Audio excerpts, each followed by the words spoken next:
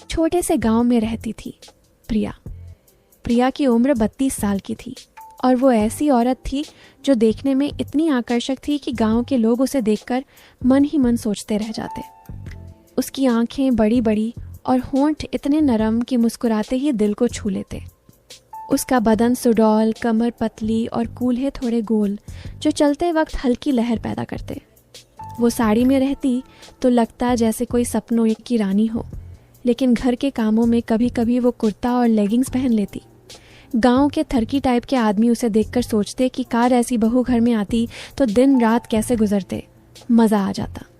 लेकिन प्रिया की शादी हो चुकी थी अजय से, जो शहर में एक छोटी सी दुकान चलाता था और महीने में बस 1-2 बार घर आता क्योंकि काम ज़्यादा था। प्रिया का ससुर रामलाल था जो अजय का सौतेला पिता था। रामलाल ने अजय की मां से दूसरी शादी की थी जब अजय सिर्फ 7 साल का था। रामलाल उम्र में 52 के करीब, मजबूत शरीर का आदमी जो दिन भर खेतों में मेहनत करता और शाम को घर लौटता। वो प्रिया से हमेशा प्यार से बात करता, लेकिन उसकी बातों में कभी कभी एक अजीब सी गहराई आ जाती जो प्रिया को थोड़ा सोचने पर मजबूर कर देती। उस दिन सुबह का समय था। प्रिया रसोई में नाश्ता बना रही थी। उसने एक साधारण सी साड़ी पहनी थी और वो झुककर आटा गूंथ रही थी। रामलाल बाहर से आया, खेत से पानी का एक घड़ा लेकर, पसीने से तरबतर। वो रसोई के दरवाजे पर रुका और बोला, बहू सुबह सुबह इतनी जल्दी उठ गई, थक तो नहीं गई इतनी मेहनत से? प्रिया ने मुस्कुराकर सिर उठाया और बोली, नहीं बाबूजी, आदत है, आप बैठिए, मैं चाय बना देती हूँ। रामलाल की नज़र प्रिया की कमर पर पड़ी जहाँ साड़ी थोड़ी कसी हुई थी और वो मन ही मन सोचा कि बहू कितनी कोमल लग रही है, जैसे छूकर देखने को जी चाहे। लेकिन वो बोला, अरे मैं खुद बना लूँगा, तू इतनी नाजुक है, ज़्यादा झुक मत, कहीं कोई तकलीफ न हो जाए। प्रिया को लगा कि बाबूजी कितने फिक्र करने वाले हैं। फिर वो चाय का कप भरकर लाई और रामलाल के सामने रखा। रामलाल ने कप पकड़ते वक्त प्रिया की उंगलियों को हल्का सा छुआ। प्रिया ने हाथ पीछे खींचा लेकिन हंस दी। बाबूजी, आज खेत में क्या करने गए थे इतनी सुबह? प्रिया ने बात बदलते हुए पूछा। रामलाल ने चाय की चुस्की लेते हुए कहा, बस फसल को पानी देना था। तू जानती है ना, खेत में कितनी देखभाल लगती है। कभी कभी लगता है कि कोई साथी हो तो काम आसान हो जाए, अकेले तो सब मुश्किल लगता है। प्रिया ने सोचा कि बाबूजी अकेलेपन की बात कर रहे हैं और वो बोली, हाँ बाबूजी, अजय भी तो शहर में व्यस्त रहते हैं, मैं हूँ ना, अगर कोई छोटा मोटा काम हो तो बता देना। रामलाल की आंखों में एक चमक सी आई। हाँ बहू, तू है तो घर में रौनक है, तेरी मदद से सब हल्का लगता है। फिर दिन चढ़ने लगा। प्रिया घर के कामों में लग गई।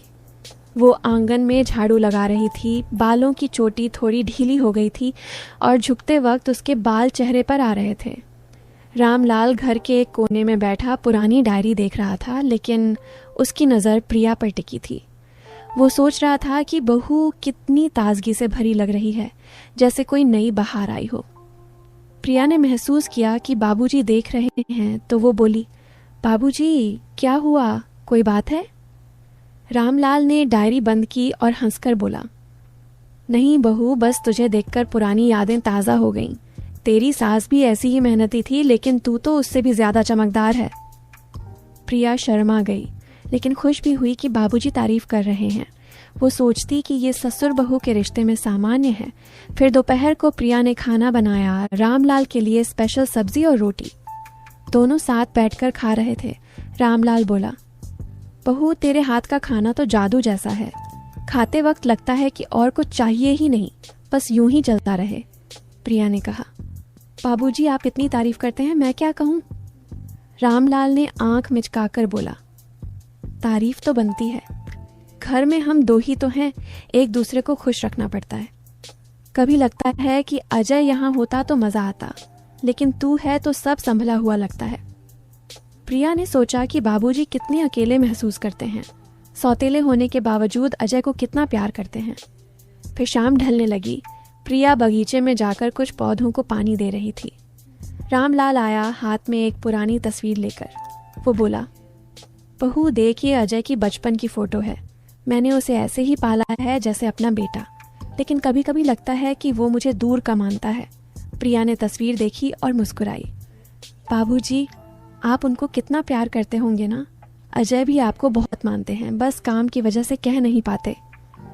रामलाल ने प्रिया के कंधे पर हाथ रखा, जैसे पिता की तरह, लेकिन स्पर्श थोड़ा लंबा रहा। वो बोला, तू आई है तो लगता है घर पूरा हो गया। तेरी मुस्कान से सब चमक जाता है।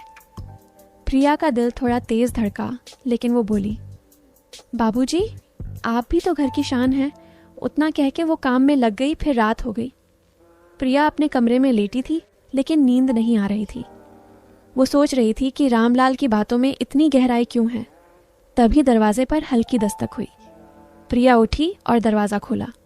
रामलाल खड़ा था, हाथ में एक पुरानी सी डिब्बी। बहू, नींद नहीं आ रही थी, सोचा तुझे ये दे दूं। इसमें कुछ पुरानी चीज़ें हैं, देख लेगी तो टाइम पास हो जाएगा। प्रिया ने डिब्बी ली। रामलाल की उंगलियां फिर से छू गईं। वो बोली, बाबूजी, इतनी रात को क्या है इसमें? रामलाल मुस्कुराया, बस कुछ यादें। कोई चीज़ समझ ना आए तो मुझसे पूछ लेना। कुछ चीज़ें ऐसी हैं जो छूकर महसूस होती हैं, देखकर नहीं। प्रिया को लगा कि डिब्बी में कुछ पारिवारिक सामान होगा, और वो डिब्बी लेकर लेट गई और खोलकर देखा। इसमें एक पुरानी चूड़ी थी, एक पत्र और कुछ फोटो। पत्र में रामलाल ने अपनी जिंदगी की कहानी लिखी थी, कैसे वो सौतेला पिता बना। प्रिया पढ़ती गई, दिल भर आया। लेकिन एक फोटो में रामलाल जवान थे, और उसमें कुछ ऐसी मुस्कान थी जो प्रिया को असहज कर गई। वो सोचती रही कि बाबूजी ने ये क्यों दिया। अगली सुबह प्रिया उठी। रामलाल पहले ही खेत चला गया था। प्रिया ने नाश्ता बनाया और इंतज़ार करने लगी। रामलाल लौटा तो प्रिया बोली, बाबूजी, वो डिब्बी बहुत अच्छी थी। आपकी कहानी पढ़कर पता चला कितनी मुश्किलों से गुजरे हैं। रामलाल ने चाय पीते हुए कहा, हाँ बहू, जीवन में सब होता है। मैंने सोचा तुझे दिखाऊं, ताकि तू मुझे और बेहतर समझ सके। कभी कभी लगता है कि करीब से जानना ज़रूरी है। प्रिया की सांस थोड़ी तेज़ हुई, लेकिन वो बोली, बाबूजी, आप अजय के बारे में और बताइए। वो छोटे थे तो आप उनके साथ क्या क्या करते थे? रामलाल बैठ गया, यादों में खोकर बोला, अजय को मैंने स्कूल भेजा, खेल सिखाए। वो सौतेला है, लेकिन मेरा खून नहीं होने से क्या, दिल तो जुड़ा है। कभी वो बीमार पड़ता तो रात भर जागता। तू आई है तो लगता है जैसे कोई बेटी मिल गई। प्रिया ने सहानुभूति से कहा, बाबूजी, आप बहुत मजबूत हैं। मैं हूं ना, अब आपका ख्याल रखूंगी। रामलाल की आंखें चमकी। हाँ बहू, तेरी देखभाल से सब ठीक लगता है।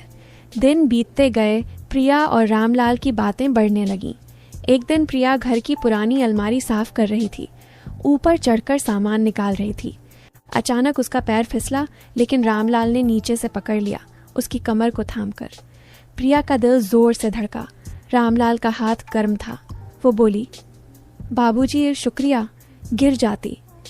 रामलाल ने हाथ धीरे से हटाया, बोला, बहू सावधान रहना, तेरा बदन इतना मुलायम है, चोट लग जाती तो दर्द होता। प्रिया शर्मा गई, लेकिन सोची कि बाबूजी बस चिंता कर रहे हैं। दोनों ने साथ मिलकर अलमारी साफ की। रामलाल प्रिया के करीब आता, कभी कंधा छूता, कभी सामान पकड़ाते वक्त हाथ। प्रिया को लगा कि ये सामान्य है। फिर शाम को प्रिया ने रामलाल के लिए मीठी खीर बनाई। रामलाल ने खाते हुए कहा, बहू, इतनी मीठी कि जी चाहे और लूं। जीवन में मीठास तेरी तरह होनी चाहिए। प्रिया हंसी। बाबूजी, ज्यादा मीठा सेहत के लिए अच्छा नहीं।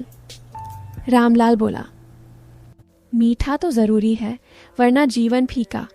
तू है तो सब मीठा लगता है। फिर उसी शाम प्रिया घर के पीछे वाले छोटे से बगीचे में बैठी थी, जहां कुछ फूलों के पौधे लगे थे।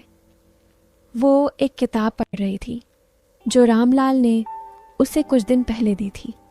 किताब में पुरानी लोक कथाएं थीं, लेकिन कुछ कहानियां ऐसी थीं जो रिश्तों की गहराई पर थीं, जैसे परिवार में छिपी भावनाएं। प्रिया पढ़ते पढ़ते सोच रही थी कि रामलाल इतनी गहरी चीजें क्यों चुनते हैं। तभी रामलाल आया, हाथ में एक छोटा सा उपहार का पैकेट। वो बोला, बहू, शाम को यहाँ बैठी हो, अकेले में क्या सोच रही हो? प्रिया ने किताब बंद की और मुस्कुराई। बस बाबूजी, किताब पढ़ रही थी। आपकी दी हुई है ना, अच्छी लग रही है। रामलाल बैठ गया उसके पास, पैकेट देते हुए बोला, ये तेरे लिए, खोल कर देख। प्रिया ने खोला। अंदर एक सुंदर सी कंगन थी, पुरानी स्टाइल की लेकिन चमकदार। वो बोली, बाबूजी इतना सुंदर, लेकिन क्यों? रामलाल ने कहा, बस तुझे देखकर लगा कि तेरे हाथों में अच्छा लगेगा, तेरे जैसे नाजुक हाथों पर चमकेगा। प्रिया ने कंगन पहना। रामलाल ने मदद की उसके हाथ को छूते हुए। स्पर्श थोड़ा लंबा रहा। प्रिया का मन असहज हुआ, लेकिन वो सोची कि बाबूजी बस प्यार से दे रहे हैं। प्रिया बोली, धन्यवाद बाबूजी, लेकिन अजय को पता चलेगा तो क्या कहेंगे? रामलाल हंसकर बोला, अजय को क्या, वो तो खुश होगा कि मैं अपनी बहू का ख्याल रख रहा हूँ। घर में हम हैं, एक दूसरे को खुश रखना तो बनता है।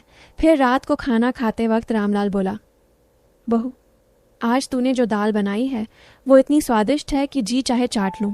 तेरे हाथों में वो बात है जो सब कुछ मज़ेदार बना देती है। प्रिया हंसी और वो बोली, बाबूजी आप मजाक करते हैं। रामलाल ने गंभीर होकर कहा, मजाक नहीं बहू, सच। कभी कभी लगता है कि तुझे और जानूं, तेरी हर बात, हर मुस्कान। प्रिया चुप हो गई, सोचती रही कि बाबूजी का मतलब क्या है। रात को वो अपने कमरे में लेटी, लेकिन नींद नहीं आई। वो सोच रही थी कि रामलाल सौतेले पिता हैं, लेकिन इतना केयर क्यों? तभी बाहर से आवाज़ आई। रामलाल घर के आंगन में टहल रहा था। प्रिया बाहर आई, बोली, बाबूजी नींद नहीं आ रही? रामलाल मुड़ा, बोला, हाँ बहू, पुरानी यादें सताती हैं। तू आ गई तो अच्छा लगा। आ बैठ, यहाँ बातें करें। दोनों आंगन में बैठे। चांदनी रात थी। रामलाल बोला, बहू जीवन में कितने राज होते हैं, जैसे मैं सौतेला हूँ लेकिन दिल से नहीं, तू समझती है ना? प्रिया ने कहा, हाँ बाबूजी मैं समझती हूँ, आप अच्छे हैं। रामलाल ने प्रिया की तरफ देखा, तू भी अच्छी है, इतनी कि कभी लगता है करीब आ जाऊं। प्रिया का दिल धड़का, लेकिन वो बोली, बाबूजी हमारा रिश्ता पवित्र है। रामलाल हंसकर बोला, हाँ लेकिन प्यार तो प्यार है। मैं तुम्हें अपनी बेटी की तरह प्यार करता हूँ। अगले दिन सुबह प्रिया उठी। रामलाल खेत से लौट आया था। वो बोला, बहू आज मैंने खेत में एक पुरानी चीज खोदी है, देख। हाथ में एक पुराना सिक्का था। प्रिया ने देखा, बोली, वाह बाबूजी ये तो एंटीक लगता है। रामलाल ने कहा, हाँ जैसे तू है, पुरानी लेकिन नई सी। कभी हम दोनों मिलकर खेत में कुछ ढूंढें? प्रिया ने हंसकर मना किया, लेकिन मन में सस्पेंस बढ़ गया। दिन भर प्रिया काम करती रही, रामलाल घर के कामों में मदद करता। एक बार प्रिया पानी भर रही थी। रामलाल ने बाल्टी उठाई, बोला, बहू भारी है, मैं उठा लूं, तेरा बदन इतना नरम, कहीं दर्द न हो। प्रिया ने कहा, बाबूजी मैं कर लूंगी। लेकिन रामलाल ने पकड़ लिया, उसके करीब आकर। शाम को प्रिया ने रामलाल को चाय दी। रामलाल बोला, बहू तेरी चाय पीकर लगता है कोई जादू हो गया और पीने को मन करता है। प्रिया सोचती रही कि बातें क्यों ऐसी हैं। फिर एक दिन रामलाल ने प्रिया को एक पुरानी डायरी दी। बोला, बहू ये मेरी है, पढ़ ले, मेरी जिंदगी जान लेगी। प्रिया पढ़ने लगी। उसमें रामलाल की कहानी थी, कैसे वो अकेला रहा, सौतेला पिता बना। लेकिन कुछ पेजों में प्यार की बातें थीं, जैसे कोई छिपी चाहत। प्रिया असहज हुई, लेकिन पढ़ती गई। रात को रामलाल पूछा, पढ़ी? प्रिया बोली, हाँ दुख हुआ आपकी कहानी से। रामलाल बोला, बहू अब तू है तो सब ठीक, तुझे देखकर लगता है जीवन नया है। प्रिया का मन घबरा रहा था, लेकिन वो चुप रही। दिन गुजरते गए। रामलाल प्रिया की तारीफ करता, लेकिन प्रिया सोचती कि पिता वाला प्यार है। एक शाम रामलाल ने कहा, बहू कल मैं तुझे एक जगह ले जाऊं। गांव के बाहर एक पुराना मंदिर है, वहां शांति मिलती है। प्रिया ने हाँ कह दी, सोची कि बाहर घूमना अच्छा रहेगा। अगले दिन दोनों गए, मंदिर में पूजा की। रामलाल बोला, बहू यहाँ आकर लगता है सब पवित्र है, तू मेरे साथ है तो और अच्छा। रास्ते में वापस आते वक्त रामलाल ने प्रिया का हाथ पकड़ा, बोला, सावधान, रास्ता खराब है। प्रिया ने हाथ छुड़ाया, लेकिन मुस्कुराई। घर पहुंचकर प्रिया सोचती रही कि क्या हो रहा है। रात को अजय का फोन आया। प्रिया ने सब बताया। अजय बोला, पापा अच्छे हैं, तुझे बेटी मानते हैं। लेकिन प्रिया के मन में शक था। फिर रामलाल ने एक दिन प्रिया को अपने कमरे में बुलाया। जैसे ही प्रिया अंदर गई तो रामलाल ने कंटिन्यू। तो दोस्तों, ये कहानी आगे जारी रहेगी। आगे इस कहानी में क्या क्या होता है ये सब आपको अगले भाग में पता चलेगा। तो बने रहिएगा हमारे चैनल के साथ।